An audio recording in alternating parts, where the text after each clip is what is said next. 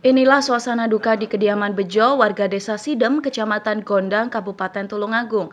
Kakek berusia 78 tahun ini tewas setelah mengkonsumsi umbi-umbian yang diduga mengandung racun.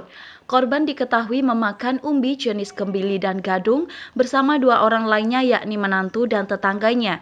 Dua korban tersebut selamat setelah sebelumnya sempat mendapatkan perawatan intensif di puskesmas. Dari hasil pemeriksaan saksi, korban diketahui mencari umbi gembili di sebuah kebun tak jauh dari rumahnya. Korban diduga salah mengambil umbi karena letak umbi gadung berdekatan dengan umbi gembili. Umbi gadung sendiri diketahui mengandung racun yang membahayakan jika dikonsumsi.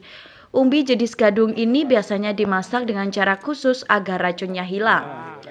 Polisi yang melakukan olah TKP menemukan jenis umbi gadung yang ikut dimasak dan dikonsumsi oleh korban.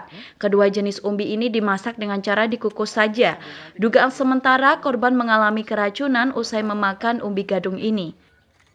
Sekitar jam 09.00, anaknya yang bernama Toyin mencari ubi-ubian.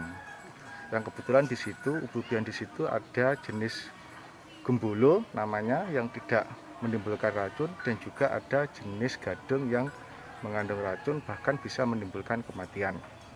Setelah mengambil ubi-ubian tersebut kemudian dibawa pulang ke rumah jam 11.00 dimasak, direbus, dikupas. Setelah dimasak kemudian dimakan oleh orang tuanya sendiri, almarhum Bapak Tejo, kemudian istrinya yang bernama Karyati dan juga tetangganya. Kebetulan yang meninggal Pak Tejo, kemudian yang dua orang istrinya Karyati sama